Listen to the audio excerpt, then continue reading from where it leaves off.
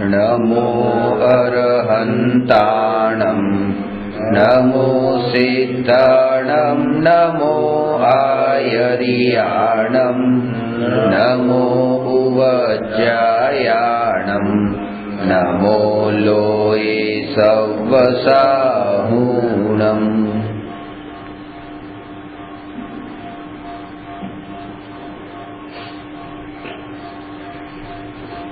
प्रश्न नंबर 257 खरी मूर्ति पूजा कोने होय?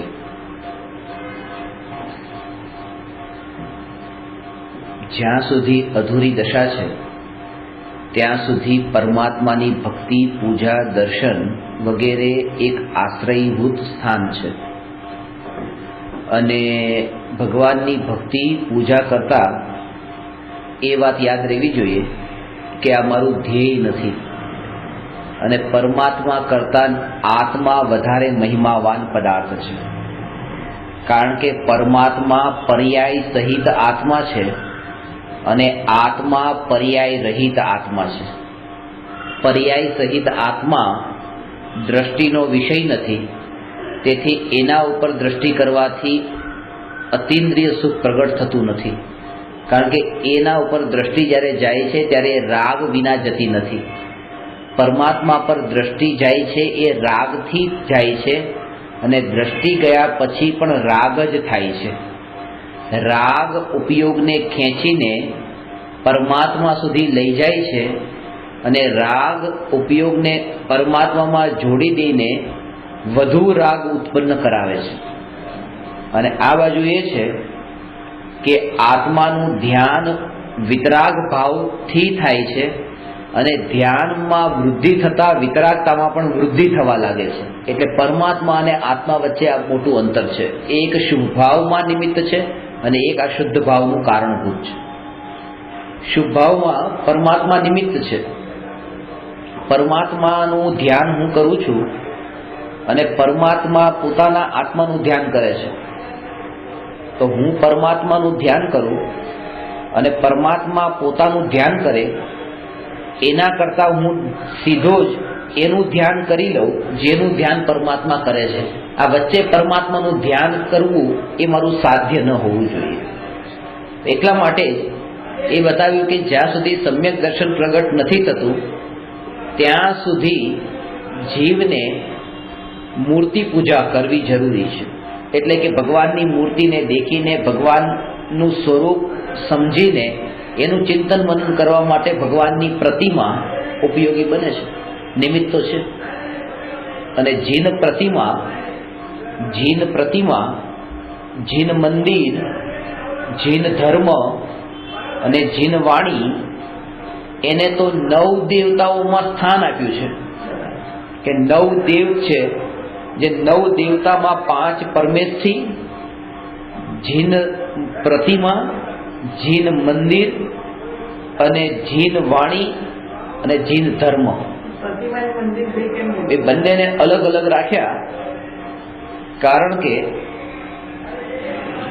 જીન મંદિર જે છે ને ઘણીવાર એવું થાય છે કે આપણે જીન પ્રતિમાના દર્શન જ ન કર્યા હોય, જીન મંદિરના દર્શન કર્યા હોય તોય ભાવ પલટાઈ જાય। રસ્તા પરથી પસાર થતા હોઈએ, પ્રતિમા તો દેખી નથી, ખાલી મંદિર જ દેખ્યું તોય ત્યાં આપણને એ નમન કરવાનો ભાવ તો આવ્યો ને, બસ પરમાત્મા જોયા નથી તો પણ। હા, એટલે એ બંનેને અલગ અલગ રાખ્યા છે અને બંનેને ધર્મના એ સાધનો તરીકે કે અત્યારની ભૂમિકામાં આપણા માટે એ સાધન રૂપ છે। જીન પ્રતિમા અને જીન મંદિર અંગ કેવો? હા, સાધન ધર્મના અંગ નથી, કારણ કે ધર્મનું અંગ જે છે એ તો વિતરાગ રૂપ પરિણતિ રૂપ જ હોય, રાગ રૂપ ન હોય। ધર્મના લક્ષણ પણ નથી, કારણ કે ધર્મના લક્ષણ પણ વિતરાગ ભાવ રૂપ હોય, રાગ રૂપ ન હોય। ક્ષમા, કોમળતા, સરળતા, પવિત્રતા, સત્ય, સંયમ, તપ, ત્યાગ, અપરિગ્રહી અને બ્રહ્મચર્ય આવા ધર્મના જે 10 લક્ષણ છે એ વિતરાગ પરિણતિ રૂપ છે. આ 10 લક્ષણમાં ક્યાંય પણ રાગનો અંશ નથી.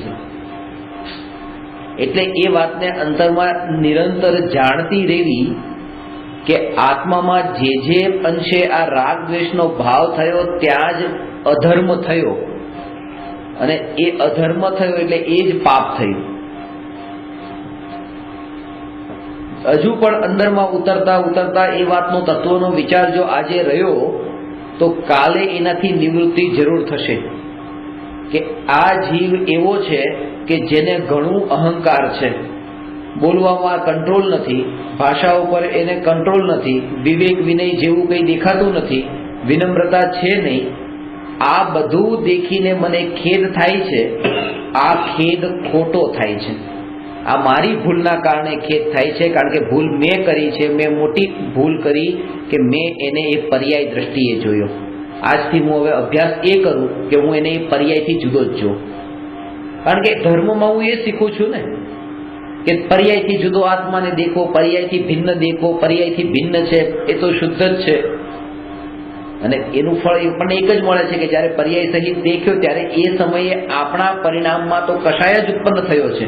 ભલે એ કષાયને આપણે ઢાંકી દઈએ કે ના ના એ તો બરાબર છે કોઈના પ્રત્યે, પણ તમે બહુ અહંકાર છે, તમને બહુ વિકલ્પો બહુ થાય છે, તમે બહુ વિકલ્પો વાળા છો, તમારો ઉપયોગ સ્થિર રહેતો નથી.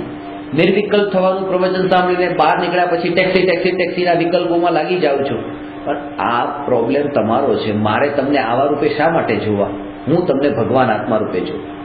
એ તમારી પર્યાય છે ને, અને એ પર્યાયથી તો અંદર ત્રિકાળી ભગવાન આત્મા જે બિરાજમાન છે એ જુદો છે. મારે શા માટે એ રૂપે જોવાના? અને આવો અભ્યાસ જો હું આજે કરીશ, તત્વનો વિચાર હું આજે કરીશ, તો એ ખરાબ માર્ગે છું, નહીં તો ક્યાંક ને ક્યાંક ભ્રમમાં છું. પોતાનો બચાવ કરી રહ્યો છું. ભૂલ કરું છું અને બચાવ કરું છું. આ ભૂલ કરું છું. કોઈ મહારાજ સાહેબ છે તો મહારાજ સાહેબ એ જે જેટલું એમનું શિથિલાચાર છે એ શિથિલાચાર મને દેખાયો, આ મારી બહુ મોટી ભૂલ છે. મારો પુરુષાર્થ જ ત્યાં થવો જોઈએ કે બસ એ પરમાત્મા છે, એ શુદ્ધાત્મા છે, એ બસ આત્મા છે, એની આગળ મારો વિચાર ન જવો જોઈએ. અને એ નહીં જાય ને તો જ હું અંતરની અહીંયા શુદ્ધતાને હું પામીશ. કારણ કે મારી અંદરમાં આદત નહીં તો પડી જાય છે કે ક્યાંક ને ક્યાંક પછી એ પર્યાયને જો, ગુણને કે દોષને એ વાત નથી, બસ હું કોઈની પર્યાયને જોઉં છું. એટલે ગુરુદેવની આ જ વાત હતી ને કે મેં કોઈને પર્યાય દ્રષ્ટિએ દેખ્યા હોય તો મને માફ કરજો. એ મકોડા, મેં તને મકોડો જોયો તો માફ કરજે, કીડી જોયો હોય તો માફ કરજે, સ્ત્રી જોયો હોય તો માફ કરજે, પર્યાય રૂપે જોયા હોય તો માફ કરજો. આ દ્રષ્ટિમાં એ મોટો અધર્મ છે. એ અધર્મ લાગતો નથી. શરૂઆત ત્યાંથી થવી જોઈએ. પાણી ગાળ્યા વગરનું પીવાઈ ગયું કે ઉકાળ્યા વગરનું પીવાઈ ગયું, અહીંયા સુધી કે ખાવાનું પણ રાત્રે જમાઈ ગયું, એ એટલો મોટો અધર્મ નથી જેટલો મોટો અધર્મ કોઈ જીવને પર્યાય દ્રષ્ટિએ દેખવો એ છે. એ મોટો અધર્મ છે, મોટો ઘોર અપરાધ છે ને એ ઘોર પાપ છે કે કોઈ જીવને એ પર્યાય રૂપે દેખવો. સારા કપડાં પહેરેલા હોય એને આપણે મહાન જાણવો એ મોટો અપરાધ છે. ખરાબ કપડાં પહેર્યા હોય એને નીચો જાણવો એ અપરાધ છે. કારણ કે એ કપડાં ક્ષણભર માટે છે, એ રેવાના નથી, એના કારણે એ વ્યક્તિની ઓળખાણ ન કરાય. એ જ રીતે પર્યાય પણ કપડાં સમાન છે, એ રેવાની નથી, એ જતી રહેવાની છે. અને એ પર્યાયથી એ આત્માની ઓળખાણ કરું તો એ હું અપરાધ કરું છું. આ ભૂલમાંથી હું બહાર નીકળું એવો પહેલા પોતાને અહેસાસ થાય. દ્રષ્ટિ પોતાના દોષ પર આવે કે આ દોષ પર્યાયમાં છે, અને એ દોષ ક્યારે દૂર થશે કે જ્યારે હું પોતાની શુદ્ધતાને જોઈશ ત્યારે એ દોષ દૂર થશે. પોતાના શુદ્ધ સ્વરૂપનું ચિંતન કરીશ. બંને વાતને યાદ રાખવાની છે. આ સમજજો, નહીં તો સ્વચ્છંદતાના ઘણા ચાન્સ છે. દ્રવ્ય સ્વભાવની શુદ્ધતા અને વર્તમાનમાં રહેલી પર્યાયની અશુદ્ધતા, આ બંનેને જે યથાર્થ જાણે એ જ મોક્ષ માર્ગને પામે છે. દ્રવ્ય સ્વભાવ તો શુદ્ધ જ છે, પૂર્ણ શુદ્ધ છે. અને પર્યાયની અશુદ્ધતા કીધી કે આ જે પર્યાયમાં જે અશુદ્ધતા છે રાગ દ્વેષના ભાવ છે, આ પર્યાય દ્રષ્ટિ એ મારી અશુદ્ધતા છે, એ મારી પર્યાયની અશુદ્ધતા છે. પર્યાય દ્રષ્ટિ એ જીવમાં થતો રાગ, એ જીવમાં થતો મોહ, એ જીવમાં થતા માન વગેરે ભાવ એ એની પર્યાય છે. પર્યાયની ભૂલ એટલી મોટી નથી હોતી જેટલી મોટી ભૂલ પર્યાય દ્રષ્ટિની હોય છે.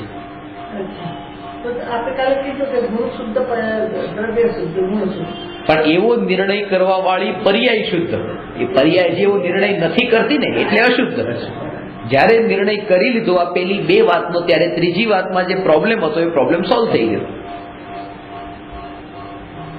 એ જાણ્યું કે દ્રવ્ય શુદ્ધ, ગુણ શુદ્ધ, પણ અનુભવ્યું નહીં. અને અનુભવ્યું એટલા માટે નહીં કારણ કે પરમાં તો હજુ એટલી તન્મયતા છે, એટલું ગમે છે, એને થાક નથી લાગ્યો, એને થાક નથી લાગ્યો, કંટાળો નથી આવ્યો કે આ બસ હવે આ કરવા યોગ્ય નથી. એને એ ભૂતકાળમાં અનંતવાર થઈ ચૂક્યું છે તો પણ સુખ ને શાંતિ નથી મળી એવું નથી લાગ્યું. બે પ્રકારની શોધ છે, એક સારાની શોધ અને એક સાચાની શોધ. સારાની શોધમાં નવા નવાની શોધ કરીએ છીએ. આપણને કોઈ વસ્તુ આજે મળી, એ વસ્તુ મળ્યા પછી આજે નવી છે, બહુ આનંદ આવે છે. 2 દિવસ 4 દિવસ પછી વસ્તુ જુદી થતી જાય છે, એનો આનંદ પણ જતો જાય છે, એ આનંદ પછી રહેતો નથી. ત્યાં પછી કોઈ બીજી નવી વસ્તુની લાલચ ઊભી થાય છે, એ ભાવ ઊભો થાય છે. આ ધારા નિરંતર ચાલુ રહે છે. અત્યારે એમ લાગે છે કે આ મુંબઈના અંદર આવી જગ્યા ઉપર છીએ, આમાં ક્યાં સુંદરતા જેવું કંઈ દેખાતું નથી. નેચરલ બ્યુટી મુંબઈમાં ક્યાંય નથી. એ જે પ્રાકૃતિક સૌંદર્ય હોવું જોઈએ, હું કાશ્મીર જાઉં તો મને મળશે. અને જ્યારે એ કાશ્મીરમાં પગ મૂકે છે ત્યારે એ સુખી નથી થઈ જતો, ત્યારે એને સ્વિટ્ઝરલેન્ડની એ બ્યુટી ત્યાં યાદ આવે છે કે આના કરતાં સ્વિટ્ઝરલેન્ડ કંઈક વધારે સારું હશે. અંદર એવી નિરંતર વિકલ્પોની ધારા નિરંતર ચાલુ રહી છે, જેના કારણે એ નવું શોધતો હોવા છતાંય અને એની પ્રાપ્તિ કરીને પણ દુઃખી થાય છે. જે વસ્તુ પ્રાપ્ત કર્યા પહેલા એને સુખરૂપ લાગે છે, એ જ વસ્તુ પ્રાપ્ત કર્યા પછી દુઃખરૂપ લાગે છે. અને આ અધ્યાત્મમાં ઉલટું છે. પ્રાપ્ત કર્યા પહેલા જે દુઃખરૂપ અને કષ્ટદાયક લાગે છે, પ્રાપ્ત કર્યા પછી એ જ સુખરૂપ ને આનંદદાયક લાગે છે. ત્યારે એમ લાગે છે કે અરે આ વસ્ત્ર વિના, આ પરિગ્રહ વિના, આ પૈસા વિના જીવન કેમ ચાલશે, કેવી તકલીફ પડે. એ જે દશા દુઃખરૂપ લાગે છે એ પ્રાપ્ત થયા પછી અત્યંત સુખરૂપ લાગે છે. અને આ પદ પ્રતિષ્ઠા અને બહારનો વૈભવ જે પ્રાપ્ત કર્યા પહેલા સુખરૂપ લાગે છે, એ જ વૈભવ પ્રાપ્ત કર્યા પછી ખરેખર દુઃખરૂપ લાગે છે. અને એ એટલો દુઃખરૂપ નથી લાગતો કે એને છોડી દે. એને એમ લાગે છે કે આ દુઃખરૂપ છે, પણ આનાથી કંઈક અલગ એવું સુખરૂપ કંઈક પર પદાર્થ છે જે બીજું છે, હું એની પાસે જાઉં. બીજા પર પદાર્થ એટલે એક નિમિત્તમાંથી જ્યારે તૃપ્તિ ન થઈ ત્યારે બીજા નિમિત્તમાં વળગ્યો. એનું સ્વરૂપ અલગ છે. અત્યારે મને તમારામાં રાગ છે, તમારાથી મારી અપેક્ષા, આશા, ઈચ્છાની પૂર્તિ ન થઈ એટલે મને દુઃખ થયું. એ સમયે તરત જ મને દુઃખ થયું. એ ન થઈ ને ત્યારે દુઃખ થયું. ત્યારે મને યાદ આવે છે કે આ ભાઈ પણ એવા છે જે મને કેવા લાગે છે 5 મિનિટ પહેલા જે તમે મને લાગતા હતા ને સારા, એવા આ અત્યારે લાગે છે. એટલે લાગે છે કે તમે સુખરૂપ નથી, આ સુખરૂપ છે. ત્યાં પણ આવું જ મને 5 મિનિટ પછી મળે છે. ત્યારે એવો જેના પ્રત્યે મને ભાવ છે અને એવો કોઈ ત્રીજો વ્યક્તિ, એમાં મને થઈ જાય છે કે ના, આ વધારે સુખરૂપ છે. અને આવી જ રીતે એક ક્ષણિકમાંથી ઠોકર ખાઈને બીજા ક્ષણિકમાં ફસાય છે, પણ એનું મનોબળ એટલું મક્કમ નથી હોતું કે જેના કારણે ક્ષણિકથી છૂટીને નિત્ય સુધી આવે. એક ક્ષણિકથી તો નીકળી જાય છે, ત્યાં બીજા ક્ષણિકમાં જોડાઈ જાય છે, બીજા ક્ષણિકમાંથી નીકળે ત્રીજા ક્ષણિકમાં જોડાય છે, એક પરમાંથી છૂટીને બીજા પરમાં જોડાય છે. અહીંયા એ જ વાત કહે છે કે આજ સુધી જાત જાતના અલગ અલગ પ્રકારના ભોજનના પકવાનને વિષયના ભોગો એ બધામાં અટકતો હતો, પરમાં અટકતો હતો. ત્યાંથી અટકવાનું બંધ કર્યું અને સીધો જ ગયો તો પરમાત્મામાં અટકી ગયો. એ પણ પરમાં અટકી ગયો, પોતાનામાં ન રહ્યો. એની એવી સ્થિતિ છે જે આ ભક્તિ પૂજામાં એવા તલ્લીન થયા છે. એ જીવની બહુ દયનીય અને કરુણ સ્થિતિ છે. એ સંસારના સાગરને તો તરી ગયા છે, કિનારા ઉપર આવીને અટકી ગયા છે. એ કિનારામાંથી બહાર નીકળવાનું છે. એ ભોગોના વિષયના ભોગોને બધું તો છોડી દીધું. પણ અહીંયા અટકી ગયા, પરમાત્મામાં અટકી ગયા, જે બિલકુલ કિનારો હતો, એમાંથી પણ બહાર આવવાનું હતું. એ કિનારે પણ સંતોષ નહોતો માનવાનો, બસ એના કારણે એ પરમાં લઈ જાય.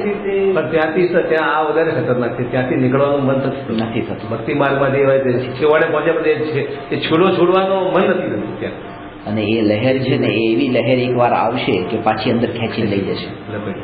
પાછું સમુદ્રનો સમુદ્ર. જ્યાં સુધી કિનારા પર પણ છે ત્યાં સુધી ખતરો છે, બહાર નથી નીકળ્યો ત્યાં સુધી ખતરો છે. ભલે કિનારો હોય, ભલે ડૂબતો ન હોય, મરતો ન હોય, તડપતો ન હોય, એવી પોકાર ન કરતો હોય, તો પણ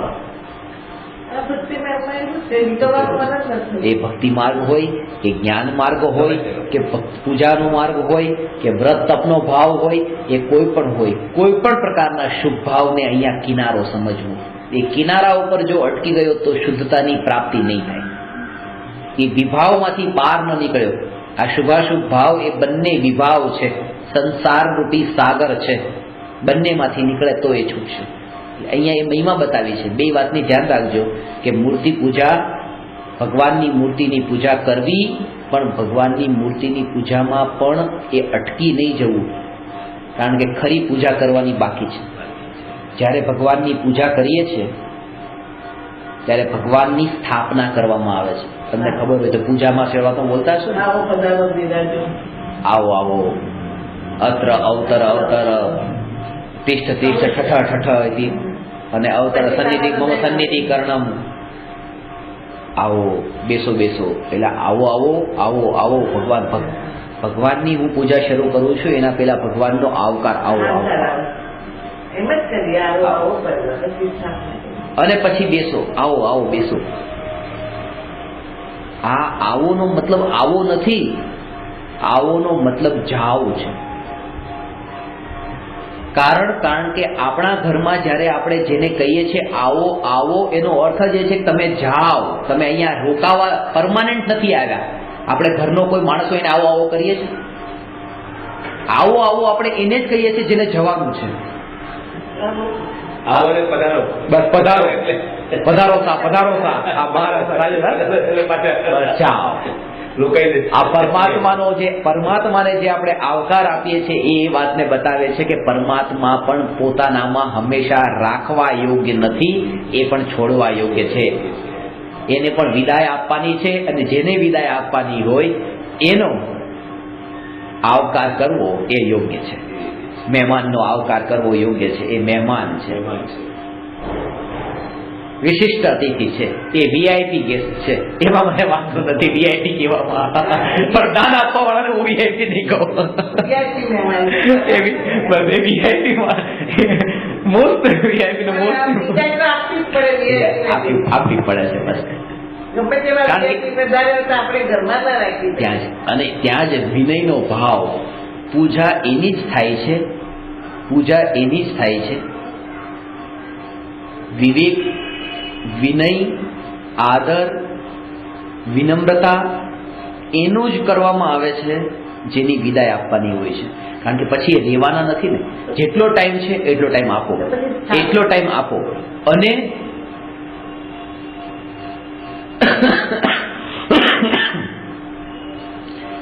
એ રહેવાના નથી.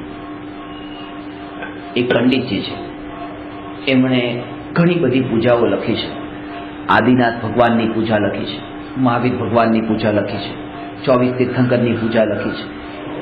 એમને એકવાર એવો મૂડ આવી ગયો કે ત્રિકાળી ધ્રુવ આત્માની પણ પૂજા લખી નાખી, પોતાના આત્માની. પછી એ મને મળ્યા ત્યારે મેં એમને કીધું, પંડિતજી તમારું ઠેકાણે તો છે ને, આ શું કર્યું તમે? આ જેની પૂજા કરીએ છીએ તો એની પૂજા કરવાની છે કે જેને વિદાય આપવાની છે? આ આત્માની તમે પૂજા લખીને આત્માને વિદાય આપવી પડશે. એની પૂજા ન હોય એટલે ક્યાંય પણ કોઈ પણ જગ્યાએ નિજ આત્માની પૂજા નથી હોતી.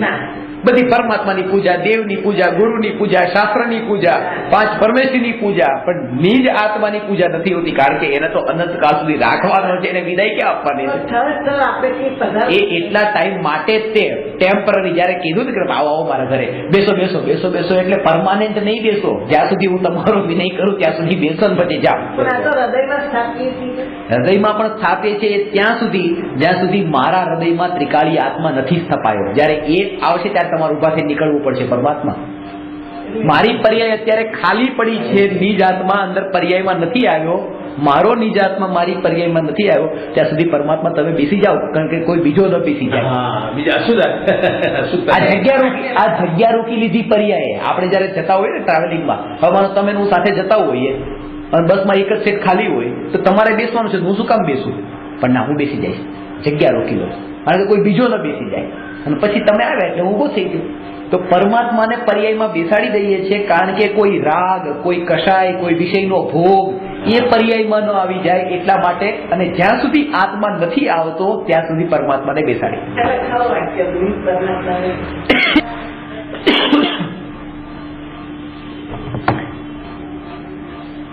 સમ્યક દર્શન પ્રગટ થયા પછી મૂર્તિ પૂજા હોય કે ન હોય, કારણ કે સમ્યક દર્શન પ્રાપ્ત કરવાની ભાવના હતી એટલે ભગવાનની ભક્તિ કરતા હતા. એમ માનતા હતા કે જ્યાં સુધી મને નિજ આત્માનો આશ્રય નથી ત્યાં સુધી હું પરમાત્માનો આશ્રય લઉં. પણ જ્યારે નિજ આત્માનો આશ્રય લેવાયો ત્યારે પછી તો પરમાત્માનો આશ્રય છૂટી જાય ને, પછી તો મૂર્તિ પૂજાની જરૂર નહીં ને જ્ઞાનીઓને. અહીંયા એ વાત બતાવવા માંગે છે કે જ્ઞાનીઓને જ ખરી મૂર્તિ પૂજા હોય, અજ્ઞાનીઓને હોય જ નહીં. કારણ કે જે નય, પ્રમાણ અને નિક્ષેપ એ જ્ઞાનીઓને હોય છે, અને સ્થાપના નામનો જે નિક્ષેપ છે એ પણ જ્ઞાનીને જોઈએ. અજ્ઞાનીને કેવી રીતે હોય? જેને થાક્યું છે. તો એટલા માટે જ્ઞાનીની પૂજા એ જ ખરી પૂજા છે, અજ્ઞાનીની પૂજા નથી. હા, એકલા ક્રિયાકાંડ છે. અને ક્રિયાકાંડમાં પણ ધર્મ બુદ્ધિથી ક્રિયાકાંડ કરે છે કે અમે ધર્મ કર્યો.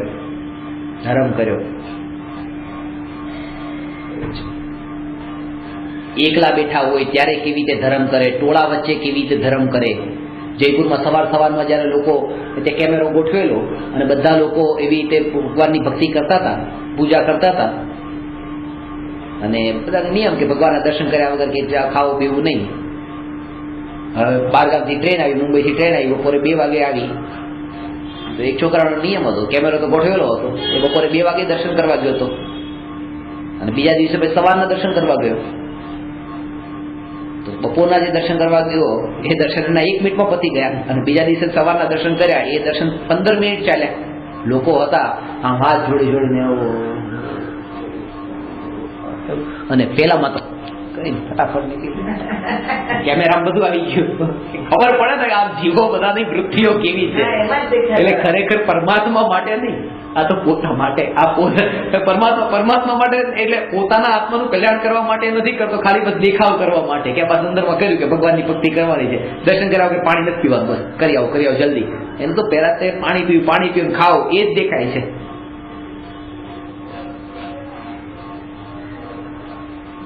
ભગવાનના દર્શન કરતી વખતે આમ દર્શન કરતા હોય, ભગવાન સામે હોય, આમ ભગવાન આ બાજુ છે, ભગવાન અહીંયા છે, ભગવાનના દર્શન કરે, અને કેમેરો હોય, ફોટો પડતો હોય, આમ ભગવાન આમ છે, ભગવાન આમ છે, પણ આ બાજુ હોય, આમ ફોટો પડે.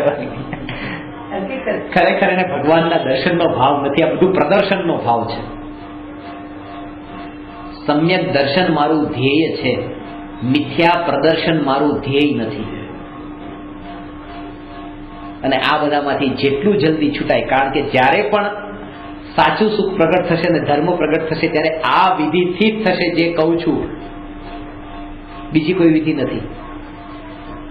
અને આવું હું નથી કહેતો પાછો, અને તમે કહો છો તમારા ઘરનો બનાવેલો, આ તો જ્ઞાનીઓ આવું કહી ગયા છે પાછા, મારું પોતાનું ઘરનું નથી. આ જ વિધિથી થશે. એટલે તે અપેક્ષા સમ્યક દ્રષ્ટિને ખરી મૂર્તિ પૂજા હોય છે. તીર્થંકર ભગવાન સમવસરણમાં વિતરાગ અવસ્થામાં વિરાજમાન છે. તેવા જ વિતરાગી સ્વરૂપની પ્રતિપાદક જીન પ્રતિમા હોવી જોઈએ. જીન પ્રતિમા જીન વરસી કહીએ, જેવું જીનેન્દ્ર ભગવાનનું સ્વરૂપ એવી જીનેન્દ્ર ભગવાનની પ્રતિમા. મુકુટ, પુષ્પ વગેરે દ્વારા શૃંગાર કરેલી પ્રતિમા વિતરાગતાની પ્રતિપાદક નથી. સૌથી મોટું તો ખોટું પ્રતિપાદન એ છે કે ભગવાનની આંખો ખુલ્લી હોય છે મૂર્તિમાં. આજે દેરાસરમાં તમે જોવો છો ભગવાનની આંખો ખુલ્લી ન હોય.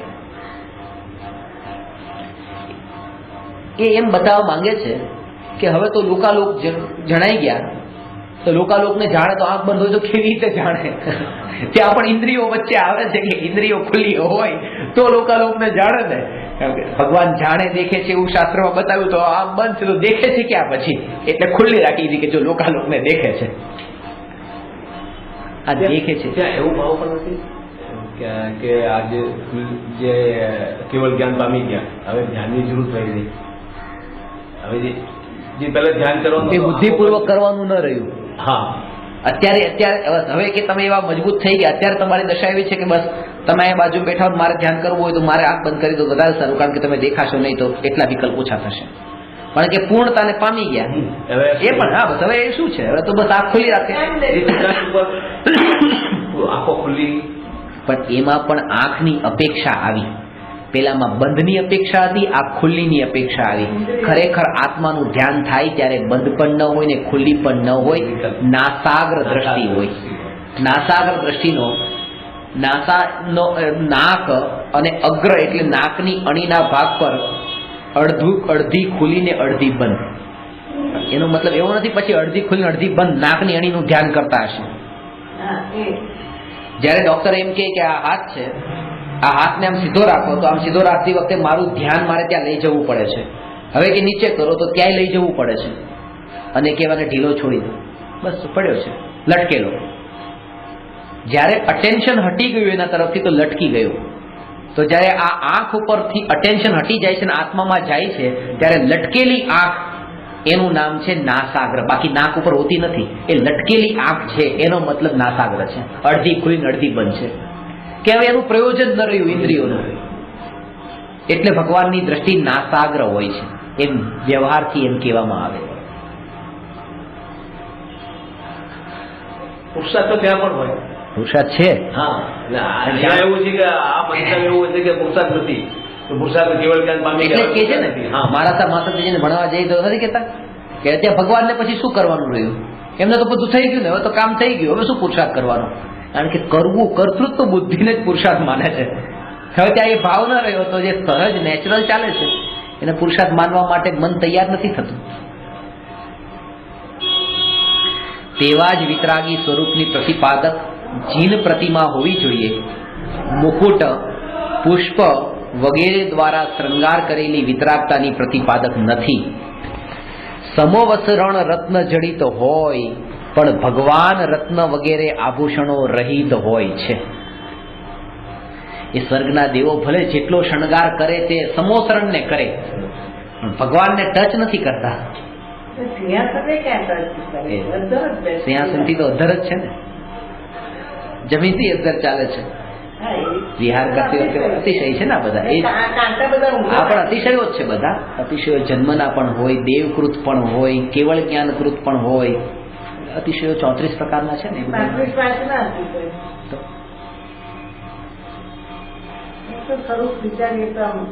તો અહીંયા સાર એટલો સમજવો કે આજ સુધી સ્વપ્નમાં હતા, એમ કે ને કે આ એવું સપનું જોયું હતું, હવે સપનામાંથી જાગી ગયા, સાચું ખબર પડી કે આ બધું બરાબર નથી, એ તો બધું ભ્રમ હતો, ખોટું સપનું જોયું હતું, એ બધા નીચું સપનું હતું, એ ઉત્કૃષ્ટ સપનું નહોતું. ભગવાનને શૃંગારવાળા માનીને એની ભક્તિ કરવી, આ એક ખરાબ સપનું હતું, પૂરું થયું.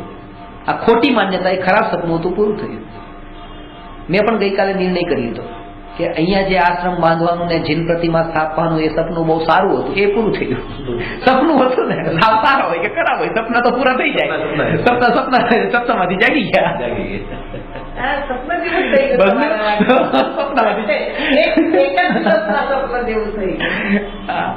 અને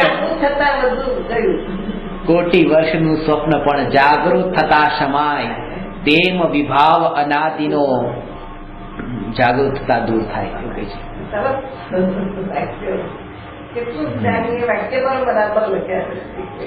તો અહીંયા આ રીતે વિતરાગી ભગવાનનું સ્વરૂપ કેવું એ ચર્ચા કરી અને હવે આગળ એ બતાવશે કે આપણે ભક્તિ કરતી વખતે કેવા ભાવ રાખવા, પૂજા કરતી વખતે કેવા ભાવ રાખવા. નમો અરહંતાણં નમો સિદ્ધાણં નમો આયરિયાણં નમો ઉવજ્જાયાણં નમો લોએ સવસાહું.